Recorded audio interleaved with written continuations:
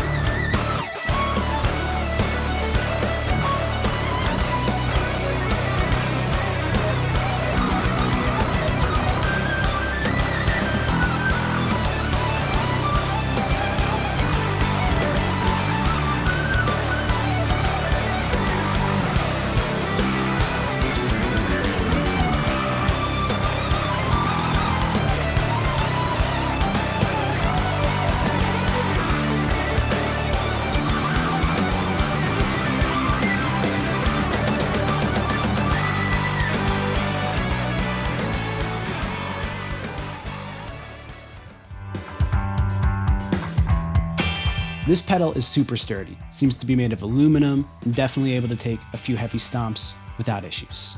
Rather than analog circuitry, the pedal relies on some pretty advanced DSP to recreate the 5 distortion models, as well as implementing the compression and EQ. The foot switches also act as turnable knobs to cycle through different compressor ratios, distortion modules, or cabinet impulses, respectively. By pressing down on these different combinations of foot switches, you can also activate different modes, like a tuner mode, a performance lock, or you can bypass the pedal entirely. You'll find a ton of LED lights on this pedal as well, showing your EQ settings, which drive, compressor ratio, or cabinet you're set to, and indicating some of the actual levels at which the pedal is processing some of the settings from the knobs up top. Once you move something, like the drive knob, for example, its setting will snap into place as far as your tone goes. But if you're just loading up one of your presets, you really don't need to worry about their placement or if they've shifted during transit. The presets will always remember what setting the knobs are at, and will disregard the placement until you move it again. Pretty early on, Darkglass made a few firmware updates that really brought this thing to life. If you saw some of the early reviews, you might have heard some people say that this pedal can be a little too fuzzy or aggressive, even at its lowest drive settings, a legitimate concern that has since been addressed. Through firmware, Darkglass has added an extra 12 dB of headroom to the distortion module, meaning it can hit the gain stage way less hard if that's what you're going for. In the desktop or mobile app, you can simply connect your pedal, via Bluetooth and adjust the gain stage right there. As I enjoy a slightly more transparent drive, I've gotten a lot of mileage from this update, and my main patch features just that, the drive circuit with an extra 12 dB of headroom. The app also grants you control over your compressor settings. You can change both the compressor attack and release times for each patch within the app. You can also choose from the many impulse responses or IRs that are provided by Darkglass with some special offerings from Nolly himself, or you can load your own IRs. The pedal can store 5 impulse responses at all times, so switching between your favorites is very simple. I've actually loaded a custom IR, which you heard earlier in the tone demo.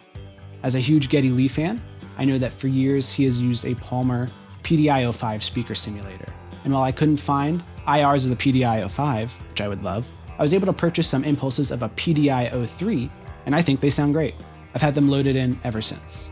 This pedal also comes in clutch as a practice amp. By connecting the pedal to a smart device via Bluetooth, you can send audio from Spotify, Apple Music, or wherever from your device straight through the pedal. Simply plug your bass in and play along. The portability of this pedal is really where it shines for me. In this small, flight-friendly box, you have every important element of your bass signal chain: drive, compression, EQ, and cabinet simulation. No need for heavy amps, and it's much easier to fly with than a Helix or Axe-Fx.